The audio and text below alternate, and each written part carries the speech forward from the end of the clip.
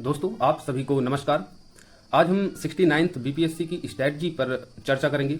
जैसा कि आपको पता है कि नोटिफिकेशन 69th बीपीएससी का आ ही चुका है और आपके 14 जुलाई से फॉर्म भरने स्टार्ट हो जाएंगे। सितंबर लास्ट में इसका एग्जाम होगा, इसलिए ये जो 2.5 से 3 महीने हैं हमारे लिए ये बहुत ही इंपॉर्टेंट हैं। अगर ये 2.5-3 महीने को हम सही से यूटिलाइजेशन नहीं कर पाते हैं, सही रणनीति के साथ पढ़ाई नहीं कर पाते हैं, तो साल भर की मेहनत हमारी बेकार हो सकती है। सितंबर लास्ट में प्रीलिम्स का एग्जाम होगा, फिर दिसंबर में इसका मेंस एग्जाम होगा। तो क्या स्ट्रैटेजी होनी चाहिए? अब 2.5-3 महीने में हम क्या पढ़ें, क्या ना पढ़ें, कैसे पढ़ें? केवल प्रीलिम्स और मेंस को लेकर भी काफी बच्चे परेशान हैं, खासकर वो बच्चे जिनका प्रीलिम्स तो मजबूत है, यानी उन्होंने 68th बीपीएससी या इससे पहले भी बीपीएससी का एग्जाम दिया और उनका प्रीलिम्स ऑलमोस्ट तैयार था और उन्होंने उसको क्लियर भी किया था। लेकिन मेंस एग्जाम में प्रॉब्लम आती है। जिस तरीके से अब 68th बीपीएससी के बाद में हम प्रीलिम्स और मेंस एज वेल दोनों को देखते हैं तो बहुत ही ज्यादा अब पहले की अपेक्षा टफ पेपर हो गया है। मेंस में तो कह सकते हैं पूरा 360 डिग्री का हमको परिवर्तन दिखाई देता है। एक तो ऑप्शनल जो है अब हटा ही दिया गया है, इस प्रकार से समझिए, केवल क्वालिफाइंग नेचर का कर दिया गया है। ऑब्जेक्टिव पेपर आते हैं 100 क्वेश्चन और उसमें आपको सिर्फ क्वालिफाइंग करना होता है। एसी का पेपर एक नया पेपर जोड़ दिया गया है 68th बीपीएससी से, और जीएस पेपर 1 और 2 पहले की अपेक्षा अब जो है वो टफ हो गया है। एग्जामिनर आपसे पूरे सिलेबस की डिमांड करता है कि आप ओवरऑल पूरा सिलेबस अच्छे से स्टडी किए हों। कुछ शॉर्ट आंसर भी अब आते हैं, पहले केवल लॉन्ग आंसर आते थे, तो बहुत सारे परिवर्तन किए गए हैं जिनको लेकर भी बच्चे परेशान हैं। क्योंकि कुछ बच्चों को लगता है कि प्रीलिम्स मेरा क्वालिफाई हो जाएगा, लेकिन 2 महीने जो बचेंगे बाद में उनमें जो है मेंस की तैयारी करना उनके लिए थोड़ा सा मुश्किल है। तो उन सभी पर आज चर्चा करेंगे और प्रीलिम्स एग्जाम को किस तरीके से आप प्रिपेयर करें, क्योंकि बहुत सारे बच्चे ऐसे भी होते हैं जिनका मेंस अच्छा होता है लेकिन वो प्रीलिम्स में कहीं ना कहीं चूक जाते हैं। तो ये जो 2.5 से 3 महीने आपके पास हैं, इनका आप किस तरीके से यूटिलाइजेशन करेंगे, किस तरीके से अपनी रणनीति बनाएंगे, आज इसी पर हम लोग कंप्लीट चर्चा करने वाले हैं। तो चलिए बात करते हैं 69th बीपीएससी की रणनीति पर। रणनीति बनाते समय मैं एक टीचर नहीं बल्कि एक स्टूडेंट की तरह मैंने इस रणनीति को डिफाइन किया है। जैसे अगर मैं इस एग्जाम को देता तो मेरे सामने कौन से क्वेश्चन इस टाइम उठ के आते अगर मैं एक सीरियस कैंडिडेट होता। ऑलमोस्ट मैं सभी बच्चों को एक सीरियस कैंडिडेट ही मानता हूं जो इस चैनल को देख रहे हैं। सबसे पहले मेरे मन में जो सवाल आता वो यह होता कि केवल मैं अब प्रीलिम्स की तैयारी पर फोकस हो जाऊं या फिर अभी भी कुछ दिन यानी इस जुलाई महीने तक मेंस को भी साथ में पढूं। दूसरा सवाल आता था कहां से पढूं और कैसे पढूं। कोचिंग क्या ज्वाइन कर ले, कोई टेस्ट सीरीज कोचिंग में ज्वाइन कर ले, बुक्स कैसे अब सिलेक्ट करें, क्योंकि बुक्स के स्रोत बहुत सारे हो गए हैं। मार्केट में जाएंगे तो एक ही सब्जेक्ट के अनगिनत आपको बुक्स मिल जाएंगे, नोट्स मिल जाएंगे, तो बुक्स का भी भटकाव बहुत ज्यादा होता है। अब बुक्स का सिलेक्शन कैसे करें, क्योंकि 2.5-3 महीने ही ये सबसे इंपॉर्टेंट होते हैं आपके एग्जाम के लिए। आपने साल भर में क्या पढ़ा है, अगर वो 2.5 से 3 महीने ये जो बचे हुए दिन हैं इनको आप सही से यूज नहीं कर पाते हैं तो सालों की मेहनत आपकी बेकार जा सकती है। तीसरा है कि टेस्ट सीरीज का भी इंपॉर्टेंट रोल हो गया है। जब से 68th बीपीएससी के बाद से ही आपको अब नेगेटिव मार्किंग देखने को मिलती है। इससे पहले नेगेटिव मार्किंग नहीं थी, तो अब टेस्ट सीरीज का इंपॉर्टेंट रोल अवश्य हो जाता है नेगेटिव मार्किंग से बचने के लिए। फिर है कि किन विषयों को अधिक प्राथमिकता दें, क्योंकि हम देखते हैं कि बीपीएससी में कुछ ऐसे विषय हैं, ऐसे सब्जेक्ट हैं जहां से ज्यादा क्वेश्चन बनते हैं, जिनका वेटेज ज्यादा होता है, तो ऑब्वियसली उन सब्जेक्ट को हमको ज्यादा पढ़ना होता है। देखो, पढ़ना एक अलग बात है और एग्जाम को क्रैक करना एक अलग बात है। आप सारा दिन पढ़ते रहेंगे लेकिन जरूरी नहीं कि आपका एग्जाम निकल जाए। तो इसके लिए जरूरी है कि एक प्रॉपर रणनीति हो आपके पास, एग्जाम को अच्छे से स्टडी किए हों और जिन सब्जेक्ट का ज्यादा वेटेज है, कौन से टॉपिक ज्यादा पूछे जाते हैं, क्योंकि आपको प्रीलिम्स में कट ऑफ क्लियर करना है, ना कि आपको सारे क्वेश्चन इसमें सॉल्व करना है। इस रणनीति को आप जरूर याद रखें, ध्यान रखें, एक प्रॉपर स्ट्रैटेजी बनाएं और एक स्मार्ट रणनीति, एक स्मार्ट तरीके से पढ़ाई करना बहुत जरूरी है। पता चला आपने हिस्ट्री उठाई, मेडुअल हिस्ट्री, और बड़ी मोटी किताब आप पढ़ रहे हैं, वहां से आपको केवल 3-4 क्वेश्चन देखने को मिलते हैं और आप 2-3 महीने केवल मेडुअल हिस्ट्री या हिस्ट्री ही पढ़ते रहें, तो ये सारी चीजें गलत है। आपको देखना होगा कि बीपीएससी में हिस्ट्री, ज्योग्राफी, पॉलिटी, साइंस, ये सारे सब्जेक्ट आते हैं और इनका वेटेज के हिसाब से आपको ध्यान देकर पढ़ना होगा, तभी आपका कट ऑफ क्लियर होगा। तो सभी बातों पर चर्चा करेंगे, बस आप इस वीडियो में बने रहिए। बहुत सारी चीजें आप यहां से सॉल्व कर पाएंगे, जो भी क्वेरीज हैं, जो भी क्वेश्चन आपके मन में इस टाइम उठ रहे हैं, क्योंकि जैसे जैसे एग्जाम पास आता है तो बच्चों में खुलबुली उठना स्टार्ट हो जाती है, खासकर प्रीलिम्स में लाखों बच्चे अपेयर होते हैं, उनमें से केवल कुछ हजार को ही मेंस लिखने का मौका मिलता है। इसलिए इंपॉर्टेंट है कि एक प्रॉपर रणनीति होनी चाहिए और वो रणनीति आपकी अपनी हो सकती है, लेकिन उसमें कुछ ये जो पॉइंट मैं बता रहा हूं इनको जरूर शामिल करें, अवश्य आपको ये प्रीलिम्स एग्जाम निकालने के लिए बेहद मददगार साबित होंगे। कितने घंटे पढ़े ये भी एक बड़ा बन जाता है चैलेंज, क्योंकि बहुत सारे टॉपर्स आते हैं 16 घंटे 14 घंटे ये सब बताते हैं, लेकिन एक कह सकते हैं औसतन क्या घंटे होने चाहिए अगर आप अच्छे से उन घंटे को पढ़े। घंटे का मतलब होता है घंटे गिने नहीं जाते, घंटे अगर मैं बताऊंगा किस तरीके से आप घंटे काउंट करें तब आपको लगेगा कि हाँ एक घंटे में कितना कुछ पढ़ा जा सकता है। कभी कभी ये होता है कि हम पढ़ना स्टार्ट करते हैं और फिर मोबाइल देखने लगते हैं, रील्स देखने लगते हैं, तो लगता है कि पढ़ तो रहे हैं 5 घंटे से, लेकिन अगर आप एवरेज निकालेंगे पढ़ने का तो 5 घंटे में केवल आप देख पाएंगे कि शायद आपने अच्छे से आधे से 1 घंटे ही पढ़ाई की होगी। तो ये जरूरी है कि घंटे जो है वो क्वालिटी बेस होने चाहिए, और क्वालिटी बेस कितने घंटे आप पढ़ें इस एग्जाम के लिए जरूरी। बात अगर इसका क्रक्स निकाले, इन सभी प्रश्नों को सॉल्यूशन जब हम देखेंगे तो इन प्रश्नों के सॉल्यूशन में एक ही चीज होगी कि साम दाम दंड भेद किस तरीके से जो है हम इस बार बीपीएससी में चयनित हो, हमारा सिलेक्शन हो, और इसी उद्देश्य के साथ इस रणनीति इस स्ट्रेटजी को आपके साथ साझा किया जा रहा है।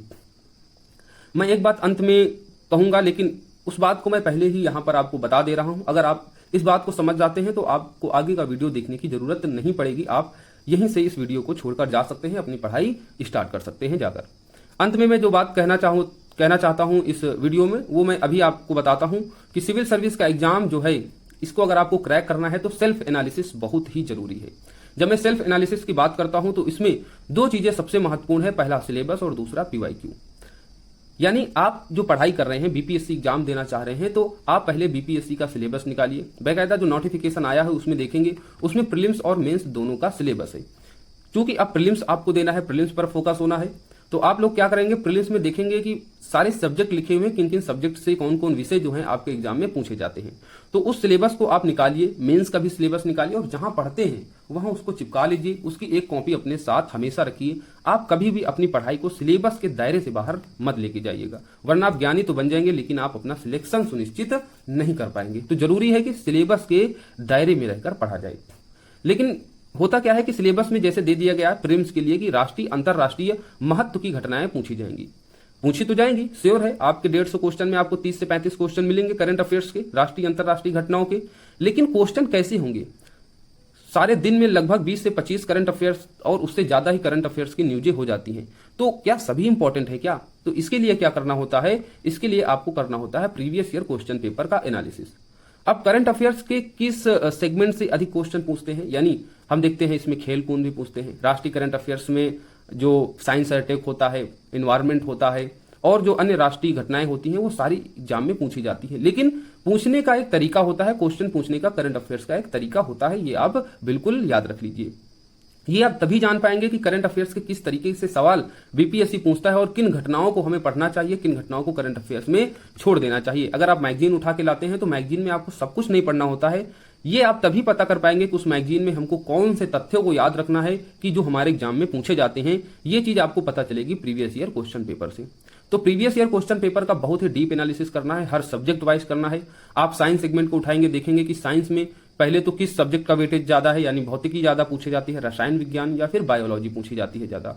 इसको आप लिखेंगे प्रॉपर, फिर आप एनालिसिस करेंगे प्रीवियस ईयर क्वेश्चन पेपर का। अच्छा, बायोलॉजी से इस टॉपिक से अधिक क्वेश्चन पूछते हैं, तो ये चीजें आपको वहीं से देखना पड़ेगा कि हाँ बायोलॉजी में किस सेगमेंट से अधिक क्वेश्चन पूछते हैं, भौतिक में कहां से ज्यादा क्वेश्चन पूछते हैं, और रसायन विज्ञान में किस तरीके से क्वेश्चन और किस टॉपिक से ज्यादातर क्वेश्चन बीपीएससी पूछ रहा है। आप इसको प्रॉपर देखेंगे।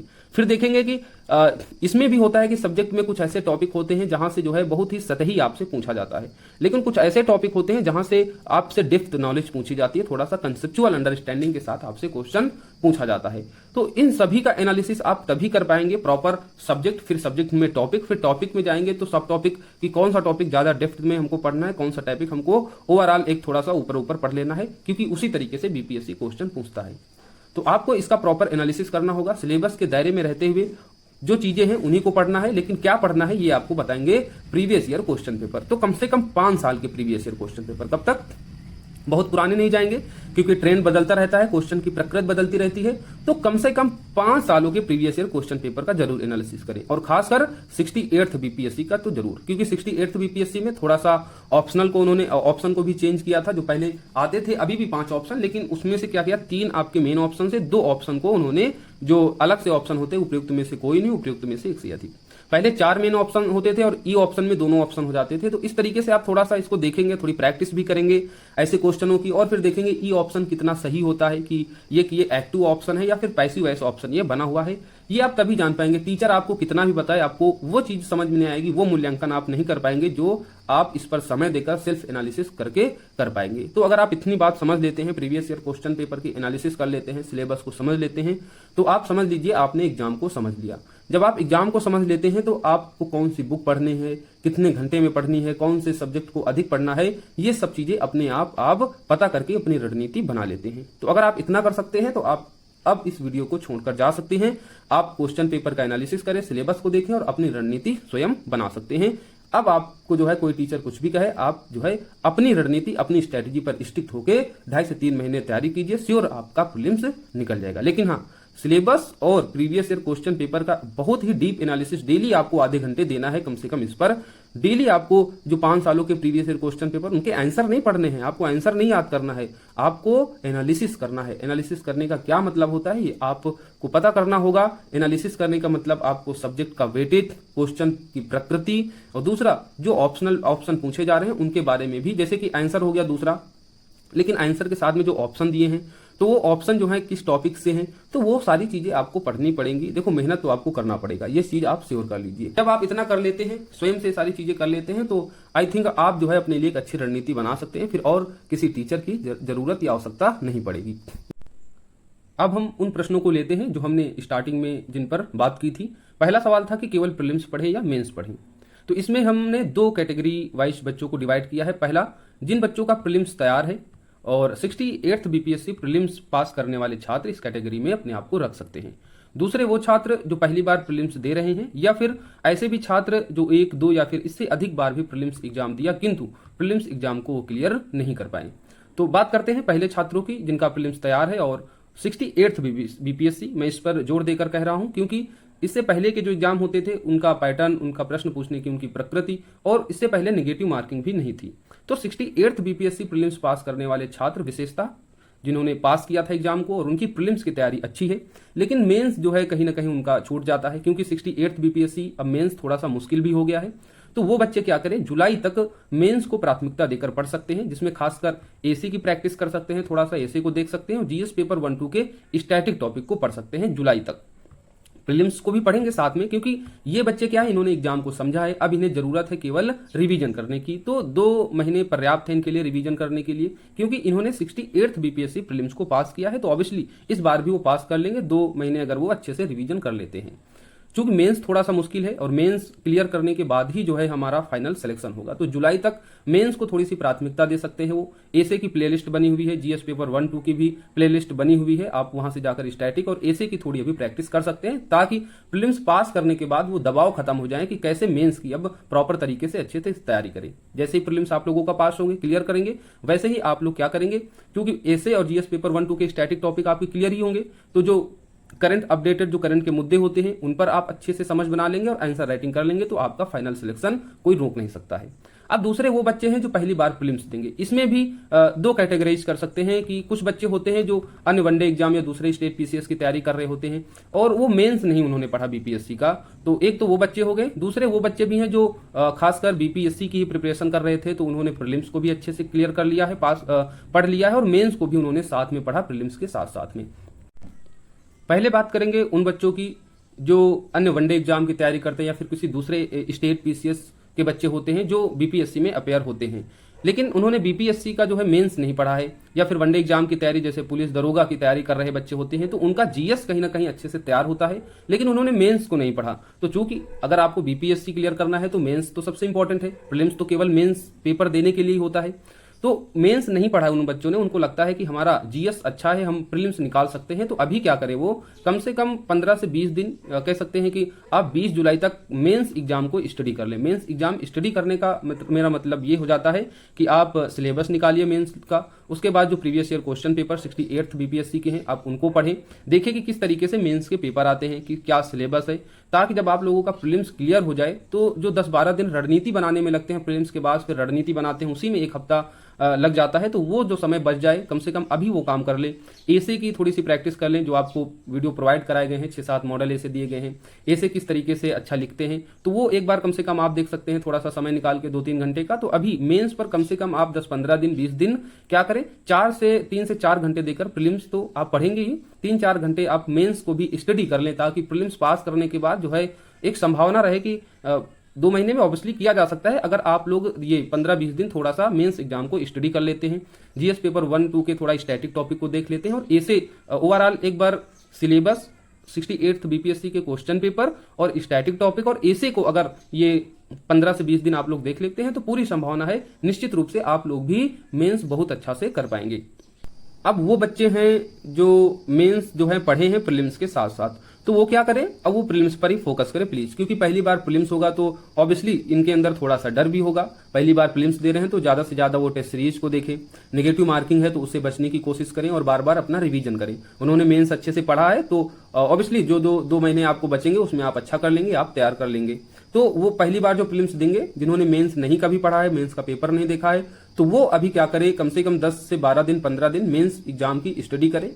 मेंस एग्जाम की स्टडी करने का मतलब है कि एग्जाम को स्टडी करे, सिलेबस का स्टडी करे, क्वेश्चन पेपर मेंस के निकाले, उनको देखे किस तरीके से क्वेश्चन पूछे जाते हैं, और जो आप रणनीति प्रीलिम्स के बाद बनाएंगे वो चीजें अभी आप डिसाइड कर सकते हैं कि प्रीलिम्स के बाद अगर हमारा क्लियर हो जाता है, ऑब्वियसली उन बच्चों को पूरा कॉन्फिडेंस होगा जो बच्चे मेंस नहीं पढ़े लेकिन उनका अच्छे से तैयार है, वो अन्य एग्जाम दे रहे थे बिहार में, जैसे बिहार पुलिस, बिहार दरोगा, तो उनका जो है अच्छे जीएस पर कमांड होता है, लेकिन मेंस नहीं पढ़े होते हैं तो दिक्कत हो जाती है। प्रीलिम्स पास होता है तो फिर वो पहले तो तैयार कर लेंगे। पहले क्या होता था कि कुछ ऐसे टॉपिक होते थे, अगर हिस्ट्री से आपने 6 से 7 टॉपिक याद कर लिए प्रॉपर तब भी आपका हो जाता था, लेकिन अब ओवरऑल आपको सिलेबस तैयार करना होगा। तो अब आप केवल सोचे कि कभी मेंस पढ़ा ही नहीं, आप 2 महीने में तैयार करके दे देंगे एग्जाम और आप क्वालिफाई कर लेंगे, ये अब संभव नहीं है, बहुत मुश्किल काम हो जाएगा। इसलिए 10 से 12 दिन 15 दिन एग्जाम के अच्छे से स्टडी कर लें, कुछ ऐसे देख ले किस तरीके से ऐसे लिखा जाता है, इसलिए हमने उसकी अलग से प्लेलिस्ट बना दी है। स्टैटिक टॉपिक को देख ले, वो भी आप देख सकते हैं, उसकी भी प्लेलिस्ट बनी हुई है, तो कम से कम 10, 12, 15 दिन इस चीज को वो देख ले।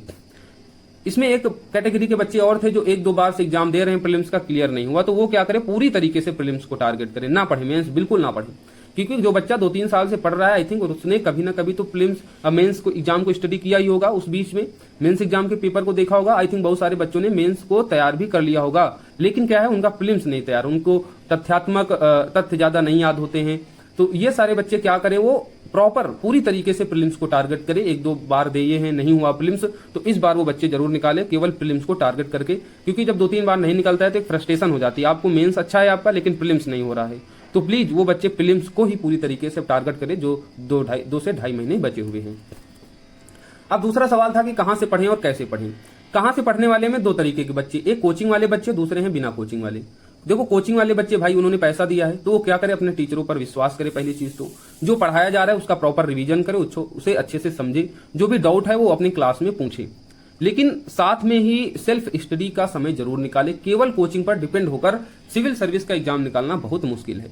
कोचिंग में समझे, जो चीजें सेल्फ स्टडी में पढ़ रहे हैं नहीं समझ में आ रहा है तो आपके पास एक विकल्प है कि आप कोचिंग में जाके अपने अध्यापक से पूछ सकते हैं। तो ये अच्छा जो है, एक अच्छी तैयारी उनकी हो जाती है, ज्यादा उनको इधर उधर भटकना नहीं पड़ता है। तो प्लीज अपना सेल्फ स्टडी, अगर आप 4 घंटे कोचिंग में दे रहे हैं तो क्वालिटी टाइम कम से कम 4 से 4.5 घंटे जो फुल टाइम पढ़ाई करते हैं वो बच्चे कम से कम सेल्फ स्टडी को दे 4 से 4.5 घंटे। बिना कोचिंग वाले बच्चे क्या करें, तो वो बिना कोचिंग वाले बच्चे सेल्फ स्टडी करते ही हैं। दूसरा टॉपिक ना समझ में आए, कोई ऐसा टॉपिक है जो एग्जाम में बहुत ज्यादा पूछा जाता है लेकिन वो समझ में नहीं आ रहा है, तो उसके लिए क्या करें, उसके लिए वो गूगल की सहायता करें। यूट्यूब चैनल पर बहुत सारे आपको वीडियो प्रोवाइड ही कराए जा रहे हैं, तो बेसिकली उनको बहुत अच्छे से मैं समझाता भी चलता हूं, थोड़ा वीडियो लंबा हो जाता है इसीलिए, लेकिन मुझे लगता है कि जो टॉपिक आपको पढ़ाया जाए तथ्यात्मक नॉलेज के साथ साथ में कुछ कंसेप्चुअल अंडरस्टैंडिंग हो उस सब्जेक्ट के बारे में, एक अवधारणात्मक आपके पास समझ भी हो, ताकि आप को अगर किसी प्रश्न का उत्तर नहीं आता है तो उसकी एनालिसिस करके आप सही प्रश्न के उत्तर तक पहुंच जाएं। ये भी मेरा टारगेट होता है। केवल जो है ज्ञान के माध्यम से यह सोच ले कि आप याद करके इस एग्जाम को निकाल ले, ये मुश्किल है। आपको 150 क्वेश्चन मिलेंगे, उसमें ऑब्वियसली आपको 70 से 75 क्वेश्चन ऐसे होंगे जो आपकी जबान पर होंगे, आपने याद किया होगा, लेकिन कट ऑफ निकालने के लिए मैं कट ऑफ को टारगेट बना रहा हूं निगेटिव मार्किंग के बाद 100 क्वेश्चन। आपको निगेटिव निकालने के बाद पूरे जो है 100 मार्क्स लाने होंगे। तो जो 20 क्वेश्चन बचते हैं, 20 क्वेश्चन में आपको जो सब्जेक्ट की समझ होती है उसी समझ के ही आधार पर आप 15 से 20 क्वेश्चन जो कट ऑफ के लिए इंपॉर्टेंट है तभी उनको सही कर सकते हैं। तो उसके लिए चाहिए कि आपको सब्जेक्ट की थोड़ी सी समझ हो। जैसे आप अगर ज्योग्राफी पढ़ रहे हैं, ज्योग्राफी में चक्रवात पढ़ रहे हैं, तो चक्रवात इंपॉर्टेंट है, चक्रवात ही आपसे पूछा जाएगा कि फला चक्रवात कहाँ आता है। लेकिन अगर आपको चक्रवात की थोड़ी सी कंसेप्चुअल अंडरस्टैंडिंग है कि चक्रवात कैसे आते हैं, है ना, तो ये चीज और भी अच्छी हो जाती है। जैसे कि पवनें हो गई, गर्म धारा, ठंडी धारा, इसके थोड़ा सा कॉन्सेप्ट पता हो गया कि अच्छा इक्वेटर पे जो है सूर्य हमेशा चमकता रहता है, तो यहां से जो धाराएं बनेंगी वो गर्म जल की धाराएं होंगी। तो ये चीज अगर आप थोड़ा सा कॉन्सेप्ट बिठा लेते हैं, वो क्वेश्चन पूछा जाता है तो एक एनालिसिस करके भी आप उस आंसर तक पहुंच सकते हैं। तो ये चीज थोड़ा सा इंपॉर्टेंट है। इसलिए जो टॉपिक ना समझ में है उसकी कंसेप्चुअल अंडरस्टैंडिंग आपको लगता है एग्जाम के लिए महत्वपूर्ण है। अच्छा, ये तभी पता चलेगा previous year question paper solve करेंगे कि किस टॉपिक को जो है हमको डिटेल में पढ़ना है, किस टॉपिक को जो है बहुत ही कंसेप्चुअल अंडरस्टैंडिंग के साथ पढ़ना है। क्योंकि कुछ टॉपिक होते हैं जिनको याद ही करना होता है, अगर आप उसको याद कर लेते हैं तो आपके लिए सही है। कुछ टॉपिक होते हैं जिनको अच्छे से डीप स्टडी करना होता है। ये सब जान पाएंगे जब आप previous year question paper solve करेंगे। ये आपको कोई नहीं बताएगा, इतनी मेहनत तो करनी पड़ेगी। आप डीएसपी और एसडीएम बनने वाले हैं किसी राज्य के, तो जरूरी है कि कम से कम इतनी समझ आपके अंदर विकसित हो जाए। प्रीवियस ईयर क्वेश्चन पेपर का एनालिसिस करके आप एग्जाम की डिमांड को समझ पाए। कम से कम एग्जाम जो है इतनी डिमांड आपसे करता है, और जो बच्चे इस डिमांड को फुलफिल करते हैं ऑब्वियसली उन बच्चों का सिलेक्शन भी हो जाता है। तो हमने बता दिया कोचिंग वालों को क्या करना है। जो पढ़ाया जा रहा है कोचिंग में पढ़े, जो चीज ना समझ में आए सेल्फ स्टडी के लिए समय जरूर निकाले। पढ़ते समय, सेल्फ स्टडी करते समय जो ना समझ में आए कोचिंग में अपने अध्यापक से उसको डिस्कस करें। बिना कोचिंग वाले बच्चे सेल्फ स्टडी करें। कोई टॉपिक है, उनको लगता है कि प्रीवियस ईयर क्वेश्चन पेपर में उस टॉपिक से कंसेप्चुअल क्वेश्चन भी आए, कि पॉलिटी से देख रहे हैं कि थोड़ा सा कंसेप्चुअल अंडरस्टैंडिंग आपसे मांगता है, तो आप उन टॉपिकों को थोड़ा सा डीप जाके स्टडी करें। किसी अच्छी बुक से भी पढ़ सकते हैं, जैसे लक्ष्मीकांत की बुक आती है, तो लक्ष्मीकांत को पूरा नहीं पढ़ना है, लेकिन आप देख रहे हैं कि कोई ऐसा टॉपिक है जो कॉन्सेप्ट बेस पूछा जाता है, तो उस टॉपिक को जाके लक्ष्मीकांत से अच्छे से पढ़ लीजिए। तब भी ना समझ में आए तो गूगल कर लीजिए। बहुत सारे ऑप्शन है इस इंटरनेट की दुनिया में, बस आप सही से उनका इस्तेमाल करना सीखें। अब एक क्वेश्चन था कि कैसे पढ़ें, ये सबसे महत्वपूर्ण है। और मेंस के लिए क्या करें और प्रीलिम्स के लिए क्या करें। हालांकि इस टाइम प्रीलिम्स पर ज्यादा फोकस है, लेकिन फिर भी मैं मेंस के लिए बता देता हूं कि 68th बीपीएससी के प्रश्न पत्रों का बहुत ही अच्छे से मूल्यांकन करें, अवलोकन करें, उसका एनालिसिस करें। सिलेबस के साथ जो है प्रश्नों की प्रकृति को समझने का प्रयास करें। सिलेबस निकालें, पूरा प्रॉपर सिलेबस निकालें, सिलेबस के साथ में 68th बीपीएससी के प्रश्न पत्रों का निकालें। फिर देखें कि किस तरीके से सिलेबस से मैचिंग करके जो है प्रश्न आपसे बीपीएससी पूछ रहा है। तो सिलेबस के साथ जो है प्रश्नों की प्रकृति को समझने का प्रयास करें। इसी आधार पर मेंस की पढ़ाई हो सकती है, और इसी आधार पर आपको जो है इवोक आईएएस के चैनल पर मेंस की क्लासेस प्रोवाइड भी कराई गई हैं। जो भी पढ़े उससे जुड़े प्रश्नों को लिखने का भी प्रयास करें। शॉर्ट आंसर, लॉन्ग आंसर आते हैं, किसी टॉपिक को आपने पढ़ा तो लिखने का प्रयास करें, और लिखे गए प्रश्नों का जो है मूल्यांकन किसी अच्छे शिक्षक से जरूर कराएं। तभी आपको पता चलेगा कि हमने प्रश्न को अपने सही लिखा, उसमें क्या सुधार करने की आवश्यकता है। अगर यह संभव नहीं है, कुछ बच्चे सेल्फ स्टडी करते हैं, उनके पास टीचर अवेलेबल नहीं होते हैं, तो अगर यह संभव नहीं है तो इंटरनेट पर टॉपर्स की कॉपी पड़ी होती है, उससे जो है अपने प्रश्नों को मैच कराएं। देखें कि हमने जो प्रश्न लिखा है उसका उत्तर टॉपर्स की कॉपी से किस तरीके से अलग है या उसके कितना नजदीक है।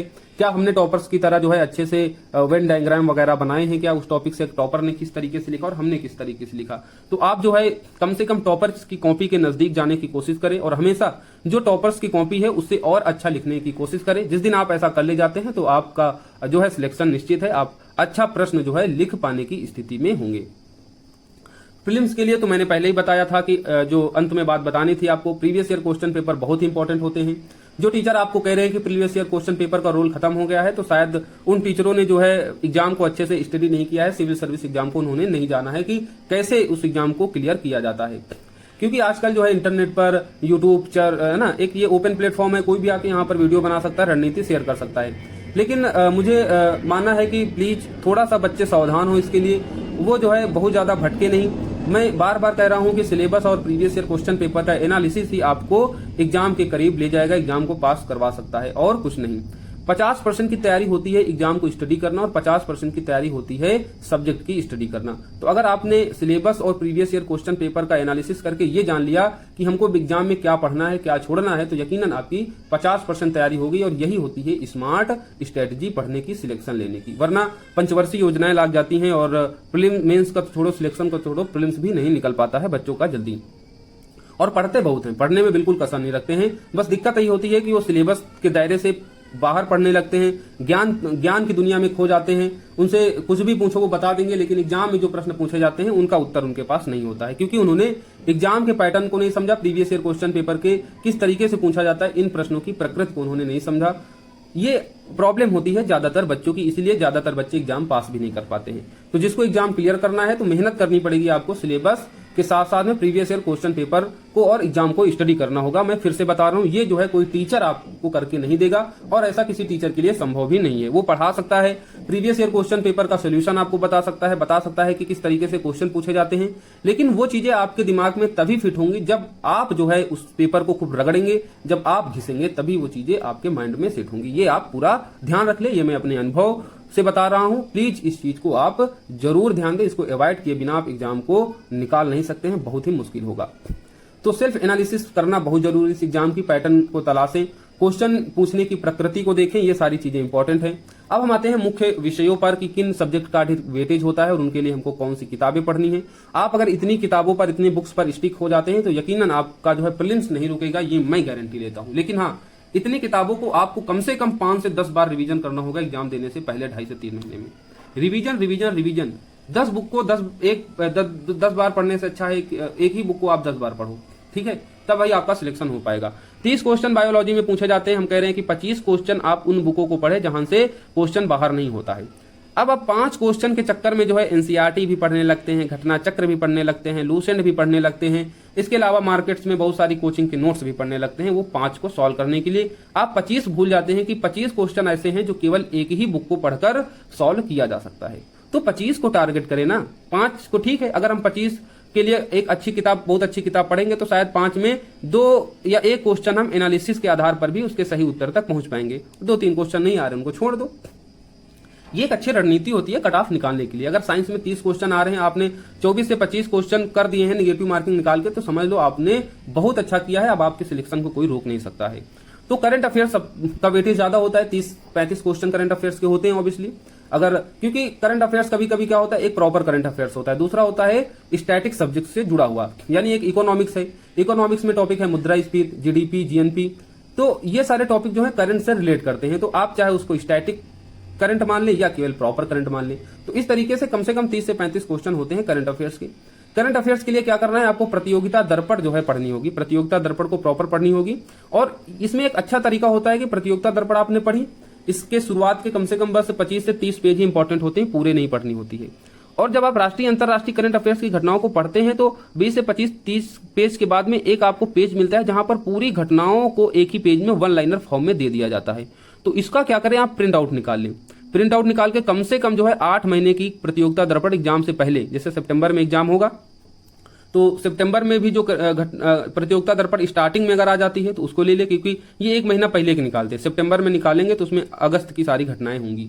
तो सितंबर, इससे पहले जनवरी से आप ले और उसको अच्छे से पढ़े। शुरुआत के कम से कम 25 से 30 पेज इंपॉर्टेंट होते हैं और अंत में पेज में एक 1 लाइनर फॉर्म में पूरा घटनाएं दी होती हैं। तो उसका प्रिंट आउट निकाल के कितनी होंगी, अगर आपको 8 महीने पढ़ रहे हैं तो 8 पेज हो जाएंगे। तो उसका जो है एग्जाम में बार बार उन्हीं को रिवाइजन करें जो 1 लाइनर फॉर्म में आप प्रिंट आउट निकाल रहे होंगे। तो एक बार एक मैगजीन को पढ़ लें, फिर उसका 1 लाइनर वाला फोटोकॉपी करा के रख लें, फिर बाद एग्जाम के टाइम पे उसका रिवीजन कर लें। ये एक अच्छा तरीका होता है प्रतियोगिता दर्पण पढ़ने के लिए।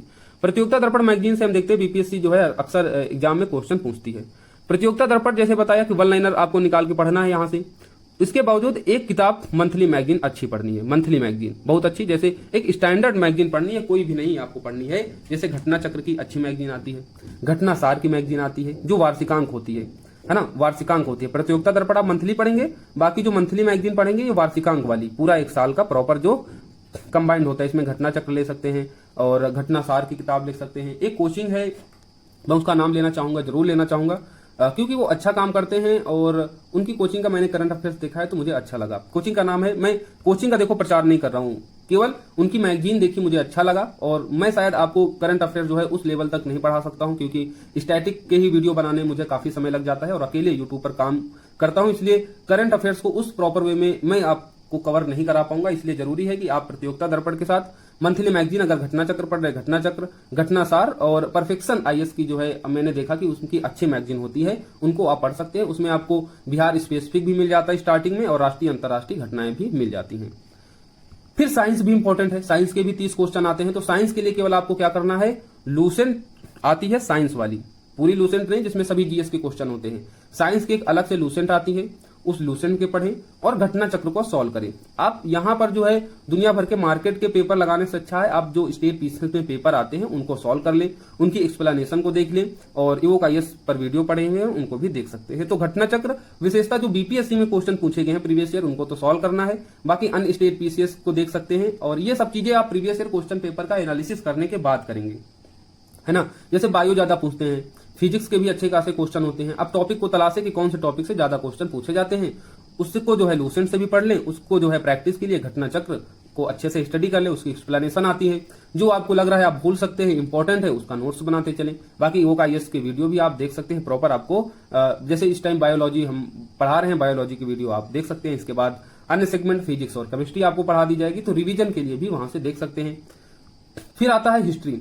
हिस्ट्री के लिए क्या करें, घटना चक्र। घटना चक्र क्या, जो एंशिएंट और मेडिवल हिस्ट्री होती है उसके लिए आप केवल घटना चक्र पर फोकस हो, उसकी एक्सप्लेनेशन को आप अच्छे से पढ़ें और यहां से आपको जो भी 10 से 12 15 क्वेश्चन आते हैं उसमें से आप कम से कम 12 क्वेश्चन आते हैं तो 8 से 9 क्वेश्चन आप सही कर ले जाएंगे। बाकी 3-4 क्वेश्चन पीछे मत भटकिए। अगर आप बहुत दुनिया भर की पूरी एनसीईआरटी पढ़ लेते हैं मोटी मोटी किताबें तो शायद एक क्वेश्चन और आप सही कर पाएंगे, लेकिन पूरे क्वेश्चन नहीं सही कर सकते हैं। तो हिस्ट्री के लिए क्या करें, मेडुअल और एंशिएंट के लिए आप केवल घटना चक्र को फॉलो करें। दूसरा मॉडर्न हिस्ट्री के लिए क्या करें, मॉडर्न हिस्ट्री के लिए स्पेक्ट्रम की बुक, मगर बहुत ही सिलेक्टिव, बहुत मोटी किताब है और ये सिलेक्टिव तभी पढ़ पाएंगे जब आप प्रीवियस ईयर क्वेश्चन पेपर को सॉल्व करेंगे। और मॉडर्न हिस्ट्री के लिए स्पेक्ट्रम और घटना चक्र साथ में लगा सकते हैं। देखो 2.5 से 3 महीने हैं, अगर आप प्रॉपर अच्छे से 8 घंटे स्टडी करेंगे तो ये करना अभी पॉसिबल है, बहुत अच्छे से कर सकते हैं। उसके बाद आते हैं बिहार स्पेसिफिक। बिहार स्पेसिफिक के लिए कोई अच्छी सी किताब ले लें, जैसे बिहार समग्र की किताब आती है, ये केबीसी नैनो पब्लिकेशन की, इम्तियाज अहमद की बुक आती है, उसको पढ़ सकते हैं। तो एक केवल बुक लेना है, अच्छी स्टैंडर्ड बुक, और 2 बुकों में से एक बुक जरूर लें। बाकी अन्य बुकों के बारे में मुझे नहीं पता, लेकिन हाँ बिहार समग्र और इम्तियाज अहमद की जो सब्जेक्ट ऑब्जेक्टिव टाइप की नहीं, जो सब्जेक्टिव बुक आती है वो इंपॉर्टेंट है। तो बिहार समग्र या फिर इम्तियाज अहमद की जो है सब्जेक्टिव किताब और पिछले वर्ष के प्रश्न पत्रों को जरूर लगाएं। करंट अफेयर्स जो है बिहार का जो करंट अफेयर्स होता है वहां से भी 4 से 5 क्वेश्चन आते हैं। तो बिहार का जो इकोनॉमिक सर्वे है, बजट है, उसके अलावा जो फॉरेस्ट रिपोर्ट आती है उसको आप ऑफिशियली डाउनलोड करके पढ़ें। और कोई एक प्रॉपर मैगजीन, इसके लिए आप मंथली तो नहीं, लेकिन जो वार्षिकांक मैगजीन आती है एग्जाम के टाइम पर, बहुत पतली पतली मैगजीनें आती हैं, अच्छी मैगजीनें आती हैं, वहां से आपको डाटा कलेक्ट करके रिवीजन कर लेना है ना। लगभग 10 से 15 पेज की इंपॉर्टेंट मैगजीन आती है, जैसे इजुटेरिया की भी बिहार स्पेसिफिक जो करंट अफेयर्स की मैगजीन आती है वो अच्छी मैगजीन होती है, तो आप उसको पढ़ सकते हैं। लेकिन बहुत ही सिलेक्टिव पढ़ना है। करंट अफेयर्स की मैगजीन में क्या होता है, बहुत ही डाटा, बहुत तथ्य होते हैं, तो क्या पढ़ना है क्या छोड़ना है ये आप पिछले वर्षों के प्रश्न पत्र को एनालिसिस करके ही पढ़ें। ज्योग्राफी के लिए क्या करें, ज्योग्राफी के लिए महेश बर्नवाल की आप किताब को पढ़ सकते हैं, है ना। बहुत ही सिलेक्टिव पढ़े, यहां से भी लिस्टिंग टॉपिक आते हैं और बाकी इंडियन ज्योग्राफी को पूरा कवर करा दिया गया वो इसके प्लेटफॉर्म पर, तो वहां से पढ़ सकते हैं। महेश कुमार बर्नवाल की किताब जो है बहुत ही इंपॉर्टेंट है और बहुत ही एनफ भी है बीपीएससी के लिए। प्रीलिम्स में ही ज्योग्राफी के क्वेश्चन पूछे जाते हैं, मेंस में बहुत ज्यादा रोल नहीं होता है, इसलिए आप देखें कि ज्योग्राफी से किस तरीके से क्वेश्चन पूछते हैं, आप उन्हीं टॉपिक को जाके लिस्टिंग कर लें और उसको प्रॉपर नोट्स बना लें, उसका बार बार रिवीजन करें।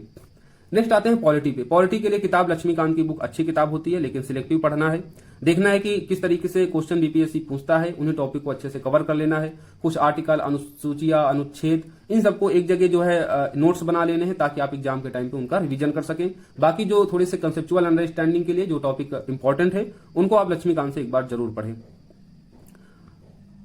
और पीवाईक्यू का एनालिसिस करें। मैं बार बार कहता हूं जब भी कोई सब्जेक्ट पढ़े तो बीपीएससी के 5 वर्षों के प्रश्न पत्र को निकालें, उनका अच्छे से एनालिसिस करें। साथ ही घटना चक्र बुक को जो है प्रैक्टिस के फॉर्म में रखें। जो घटना चक्र आती है सभी सब्जेक्ट की, उसमें अन्य स्टेट पीसीएस के भी पेपर होते हैं, तो जो सब्जेक्ट पढ़ा, जो टॉपिक पढ़ा, जाके घटना चक्र से जो है प्रैक्टिस कर लिया। मार्केट की जो बहुत सारी टेस्ट सीरीज चल रही होती है उनसे जो है बेहतर होती है घटना चक्र के, अगर आप क्वेश्चन पेपर को लगाएंगे। कैसे लगाने का तरीका है, जैसे एक क्वेश्चन दिया गया है तो आप आंसर को न देखें, उसको एक हाथ से ढक लें। पहले कोशिश करें कि आप जवाब स्वयं दें।